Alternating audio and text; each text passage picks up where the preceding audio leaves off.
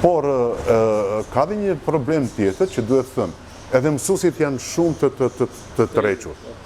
Pra, mësuesit po ti dëgjosh për të folur atë që është, mësuesit thonë që që kemi këtë punë, po nuk duhet thënë kështu. Se drejt që e mori mësuesi është një nga figurat militare.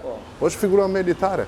Dhe nesër një fëmijë të thot trosh, profesor Arturi thot, kur ju nuk ngriheni për drejtat e tua, pse më mëson mua të drejta? Si mund t'i siguroni të drejtat e mia? Sepse ju kur ngriheni për të drejtat tuaja, dhe nuk duhet ngritur vetëm ju, duhet vinë dhe prindit pas jush. Sepse një mësues i paguar mirë, një mësues me kushte pune, siç u thash, me kabinete, me gjë, është një investim i drejt për drejt për fëmijën e tyre. Nuk është investim për ju. Pra s'është thjesht se këtu po i bëjmë qefin Arturit, ndriçimit apo X-it. Dhe këtu sindikatat janë treguar shumë të fuqishme, por sindikata nga ana tjetër ka një problem, që çdo vit duhet merren tani me antarët e vet, kush i heq nga puna, kush nuk i heq, si të rregullojnë në punë. Se dhe ky është një problem. Ju e pat 22 shkolla, ku në Korçë, në vendin më të mirë për të jetuar. Nuk po them vendin më i mirë për të jetuar, por një vend i begat, një vend që i ka kushtet ekonomike. Me punë turistik. Me të gjitha. Dhe ti thua, ne do bëjmë turizëm me njerëz që ikin. Ne nuk duhet i shohim fshatra thjesht si një shëtitje që shkojmë ne, dhe shoqëri që marrim ajër të pastër. Po duhet i shkojmë dhe si një qendër zhvillimi. Dhe ne s'po japim atyre mundësinë të zhvillohen. Kush ta bëj turizmin nesër? Po na humbasin shumë profesione. Po na humbasin.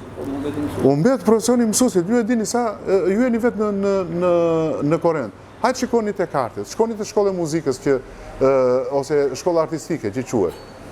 Po, a është e turshme kjo që gjithë zonë e Firit mos të ketë njerëz që të jeni të interesuar për shkollën artistike? Po si është e mundur?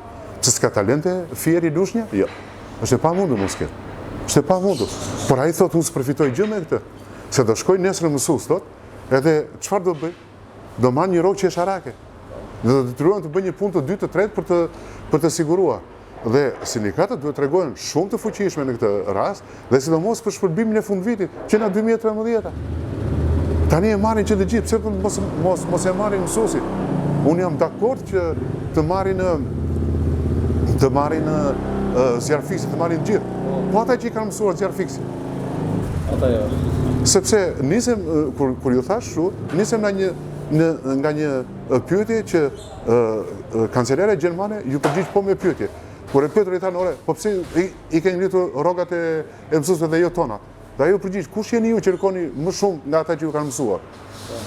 Pra ti nuk mund të marrësh, jam dakord që ka profesione në cilat unë dhe ju nuk mund të krahasojmë dot me një arkitekt, me një inxhinier ndërtimi, dakord.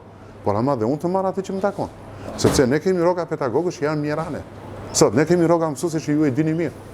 Rroga juaj sot duhet të ishte diku tek që thuhet mesatare, jo, duhet të ishte rroga fillestare 900 euro. Në mënyrë që mësuesit të ishte motivuar. Ja ku është Vlora, pse nuk shkojnë nga Fieri në Vlorë të studiojnë për mësues? Ja ku është. Ju mund të shkoni.